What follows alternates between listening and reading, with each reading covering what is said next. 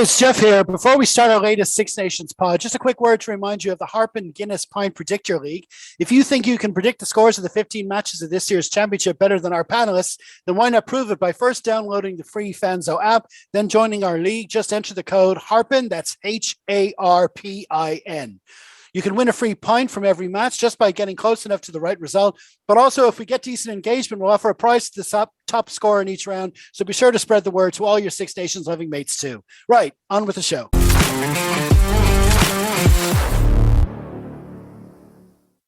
Hi, my name is Jeff Pagano, and welcome to the Harpin on Rugby Preview Show. Joining me to look ahead to Ireland's opening match in the 2023 Guinness Six Nations is someone back for their 45th pod. Welcome back to Mr. Neil Keego Keegan. How are we? 45 finally caps that match how I feel. So yes, brilliant. Happy Sixmas Eve. That's it. That's exactly when we're recording. And but before we talk about Saturday, if the listeners look back on our podcast feeds to our last episode, you see myself and two of the other lads took an overall look at the tournament. So Keego, I thought I'd give you a quick chance to give your own thoughts. Like, how do you rate Ireland's chances over the tournament? I'm nervous. There's a lot of narratives going on. I've been watching too many YouTube videos. I think if we take it one game at a time, we're going to be the target is on our back now. I know France technically are, they're brilliant and all that sort of stuff, but the target is on our back as the top seeds. So if we can handle that, if we can handle that pressure, if we can handle players coming in and out of the squad, I think we'll do well. Big test this weekend, big test tomorrow afternoon. But I think we'll be fine. I don't think there's a slam in it for anyone this year. I think it's kind of last day against England, Paddy's weekend, and that's going to be it. We need pressure ball all the time to get us ready for that thing we can't talk about this year. Yeah, there's always it's kind of an old school philosophy that if it's not a Grand Slam, it doesn't really count. But the reality is, I mean, during the week we looked at. I looked for a game to look back in for a throwback Thursday post, and it was that game from exactly 10 years ago when we started against Wales again, and we beat them well in Cardiff, and that was all great and everything was wonderful and all, but Declan Kidney was the coach, and let's just say he wasn't long after the Six Nations, and Wales actually went on to win it and finish top. So yeah. That's how it can go, and this definitely looks like it can be like that. And yep. Sorry, just one more thing on that. People are talking about Grand Slam or bust and all this sort of stuff. You and I are old enough to remember wooden spoons, not just being used on our arses, but getting them in the Six Nations. So we've got to remain calm. There are players in that team, and you see it on all the documentaries. The first time we beat France, the younger guys are kind of going, well, we beat France. And you see O'Connell has played them 50 times, never been within a sniff. So we've got to know where we have been to appreciate where we are. Chill with the Grand Slam talk. It's one game at a time, 1 minute at a time, one play at a time. And starts with a massive test tomorrow. Absolutely. And the key, I suppose, for Ireland is being able to play as favourites. They've gotten used to, there's always a bit of doubt for them. They've had a great run, but going into every series and stuff, there was always that extra bit of doubt. But especially when they went down to New Zealand, but they've proved they can play through that. So now it's a case of now we're more the other way. We're more the favorites, and the question of playing with that. And this tournament is coming at a really good time before the World Cup to see how we can play with that tag. So we'll see how that goes. Okay, and just one final thing. We want to wish the best of luck to two other Irish teams playing this weekend. The Irish women's combined provinces are playing the Scots in Kingspan on Saturday evening in the Celtic Challenge, while Friday night the men's under-20s kick off the defense of their Grand Slam title when they face Wales. So best of luck to both of them. Okay, so now it's time to start harping on this week's feature match, which, as you can see up there, is Wales v Ireland. It's in round one of the 2023 Guinness Six Nations, and it kicks off at the Principality Stadium at 2:15 p.m. on Saturday, February the 4th. The match is being broadcast on Virgin Media One and ITV1. Ireland named their starting lineup on Thursday, so let's have a look at it, beginning with the back line. Fullback, we've got Hugo Keenan. On the wings, James Lowe and Mac Hansen. Centers, Stu McCluskey and Gary Ringrose. And the halfbacks, Jemison Gibson Park and skipper Johnny Sexton. Yeah, look, you can talk about Osborne, you can talk about all these other things. That's pretty much what he was going to go for. The only question is the amount of minutes in Lowe's boots. It wouldn't be as high, but you know what I mean. He's become this kind of almost like Sexton, where time off comes back in, the fitness is right there, the combat is right there, the skill is right there, and that boot is something we need. There's something that's creeping in, this left boot that's creeping into Irish rugby, which is a massive, massive tool for clearance, especially with 50-22s popping in, but just clearing the pressure. It's fantastic. Yeah, I'm happy with it. Can't argue. Yeah, and just on James Lowe, literally, I mean, his personality is such that every clearance kick he does, no matter where it's from, even if it's way back over in his own line, he's going for a 50-22. That's in his mind that he can do it. And that's the kind of, it's that kind of self-belief that we were just talking about that the team needs. So it is good to see him back. Okay, so we'll look at the forwards now. The front row is Andrew Porter, Dan Sheehan, and Finlay Bealon. The second row, Tyke Byrne, James Ryan, and the back row, Peter Mahoney, Josh van der Fleer, and Kylan Doris. Yeah, I have a diagram on my sheet of paper in front of me, right, of our pack, and this is what I was going to throw at you, and this is my worry for the day. If you draw a line from Finlay Bealon's tailbone, and there's no issue with Finlay Bealon, the guy can pass, tackle, kick. He's never been found wanting. Look at the job he did against South Africa second half. That's not in question. Starting a game, he's got a lot of problem solving to do because he knows there's a target on his back. He's well up for the task. We're not questioning that. But if you draw a line from his tailbone diagonally across our scrum, it cuts straight through, obviously straight through our second row, which I think is where, in terms of the scrum, where we will be attacked. They'll go in on that side across. Is it the 7 or the 6 on that? Whatever's on that side has a massive shift to do, because I feel we're going to see a lot of cheeky sidestepping, all that sort of stuff, because the Welsh front row, they might be all lads and they may not have the gas for the full 80. We definitely have the fitness, but they're going to aim diagonally across our scrum. And that is something they're going to start doing early. You may see them just sacrificing a couple of penalties to get a couple of scrums early and just put that pressure on early. So yeah, my diagram is that diagonal line across. So there's a massive work on our 6s and 7s to keep that stable. And then obviously our second row, which is, you see the job Jenkins does in blue.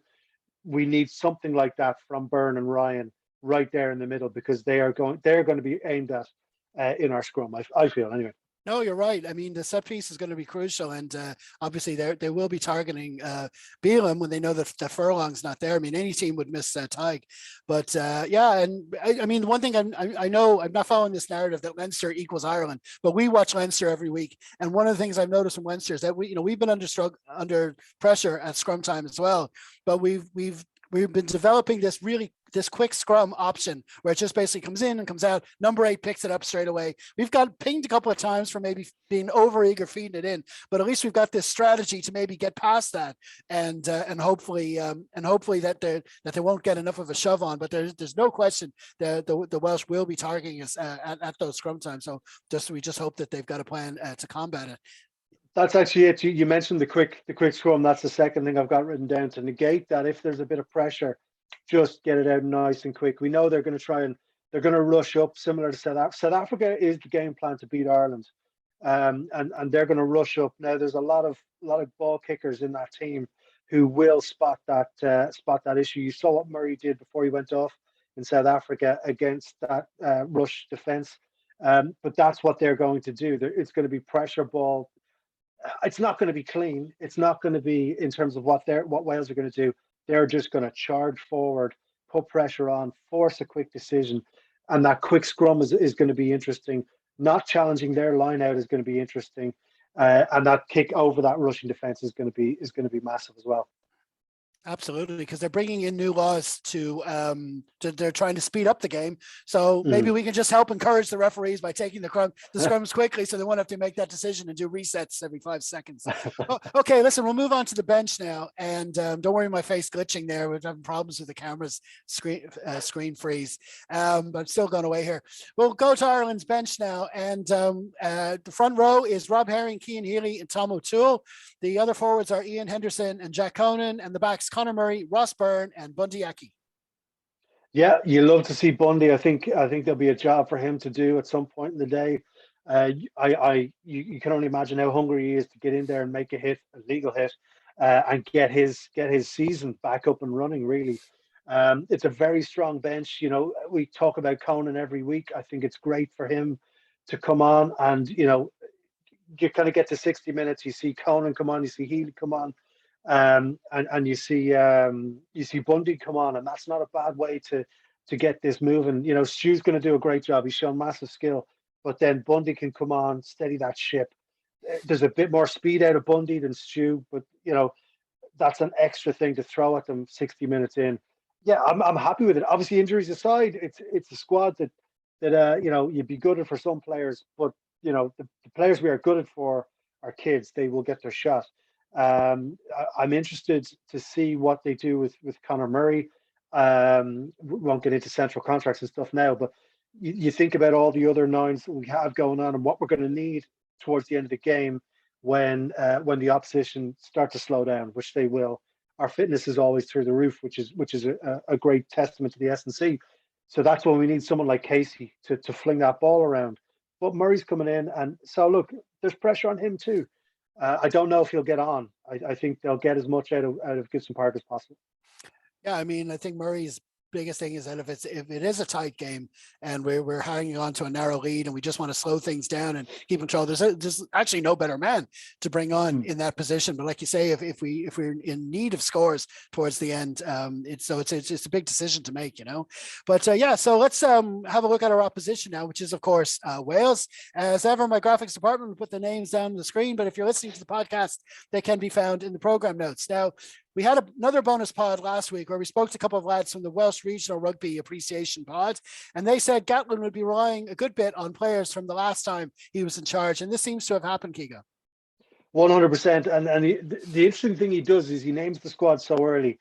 So, like, I can only imagine being in that team hotel, your name is not called, and it's Tuesday. You know what I mean? Like, I understand you're a professional player and you've got to push the lads up to match day, but you are also a human being.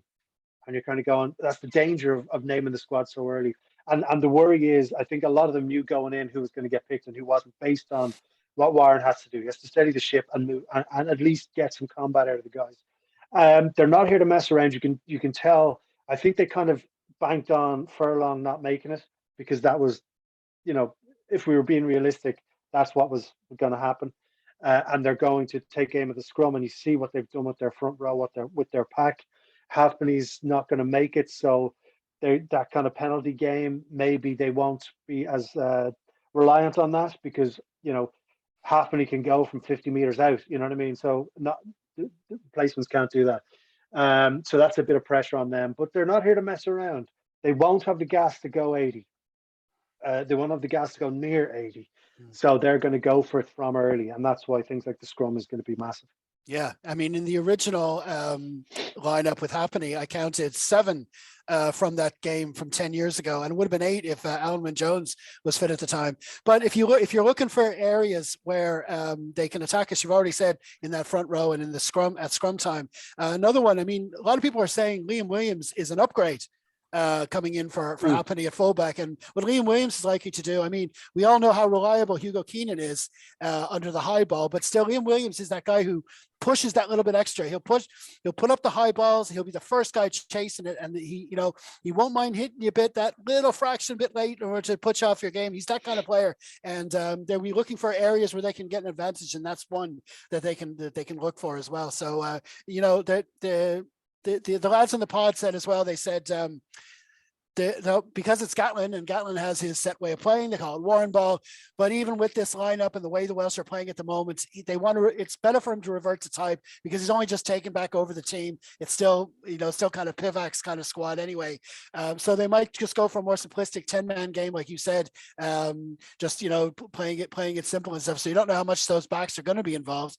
But and I mean, this is just me, but I always wonder, when they put George North in 13, it's like they don't have another option. I don't know. Yeah, some people say that's his best position, but it's like when you see his name there, he's a winger. He's an out-and-out winger, and he'll run you over and get if you give him any space. But I'm not saying there's anything about Dyer and Adams, but when North is there, it's almost like they don't have other options. I don't know, but sure, that's spot on. The thing about him is, when you see him on the wing and then you see him coming up at second receiver or even first receiver, you go, what is he doing here? Whereas he's already there now. You know what's going to happen. He's going to be like, when you go up against like Stewart and Ringrose, they're going to starve him of any kind of space, which is what he needs to operate. He's a big boy, obviously, and he's going to make a couple of yards, but he does his best work, as you say, on the wing with the option of coming into the midfield, not midfield. And it's not like us putting Van der Fleer out in the wing or whatever. If he's out in the wing, he can go anywhere. And that's the danger of George North. Whereas when he's in midfield, he's going to get stuck at the bottom of stuff. He's going to get stuck into stuff. He's going to be starved of space. He can't really go anywhere from there. So, no options is probably the right way to put it. And just in the midst of that, you mentioned the one name that we haven't really mentioned because we all seem to take for granted, and it's true, we all do it. Gary Ringrose, and I think he could be key to this, and that's the way he likes to operate, sort of quietly. You're not, people rarely talk about him before these games when he's selected and stuff, but he's always the one we're talking about after the game because he puts in such a solid, steady performance, and he's got such a leadership role as well. And I think that matchup 13, the gulf in that could be a key to the difference on the day. So we'll see what happens. Right. So we'll move on to the officials now. And as you can see there, Carl Dixon has the whistle, and we've got Angus Gardner there and a couple of more English officials. The weather, I usually do the weather at this point, but of course that doesn't really matter because the route's going to be closed. So AccuWeather didn't get a hit off me this week. So we'll go by that. So which moves us on to predictions, where we're going to put our head on the block and see where we're going. We'll start you with England v Scotland, Keego. I think England are going to win. I don't think it's going to be a landslide or anything like that. I go, what did I put in the thing? What did I put in our Fanzo group? I think I put them +5. I think I can't remember. You mean like that. You've done it? You've done it already? Are you okay? What's going on? I went full gallon. I didn't even look for yours yet. I was waiting. What time does the match kick off? That's what I was going to look. So I think I had them in there +5. I think that's what I had. Okay, and then Italy v France on Sunday. I've had France +30. Yeah, that's it's looking that way. I mean, the Italians, they always tend to give France a run for the money in that, you get to halftime and the scores are close and people are going, oh, what's going to happen? But then the second half, they tend to pull away. So it'll take a big Italian performance to get anything out of that one. And of course, that leaves us, of course, with our match, Wales v Ireland. I can't remember what I put. I think I put us +10. I think with the scores coming late, you're going to end up with a hairline like mine for 60 minutes. And then I do feel that our kind of the work we do early in the game is going to pay off. They're going to run out of steam, and that's when we put maybe 10 points on them. Yeah, because I think, like we're saying, there's no question Ireland are going to be favorites, and we have to learn how to play as favorites. But the fact of the matter is, you're talking whatever is going on, and there's a lot going on in Welsh rugby at the moment. But no matter what's going on with their regions or with their governance or whatever happened, when those guys put those red jerseys on, especially in Cardiff, especially with that anthem playing before the match, they get themselves ready, and literally anything can happen. So you got to be ready for it. So, no, like I say, Ireland do have to start as favorites. Now, Keego was, of course, referring to his predictions for our Guinness Pint Predictor League on the Fanzo app, as I mentioned at the top of the pod. And I also want to remind you of their weekly quiz, which can also be done on the app, where you can win yourself a free pint there as well. We're going to leave it there. Many thanks to Keego for joining me for another preview show. Everyone be sure and check out his own podcast, Apologies Up Front, as well as his website for news of all his latest stand-up gigs. The links are in the program notes. Also, be sure to join the conversation on Mastodon throughout the match, and then maybe head over to our Facebook page at Full Time and leave your thoughts there. In the meantime, stay safe, everyone. Slán.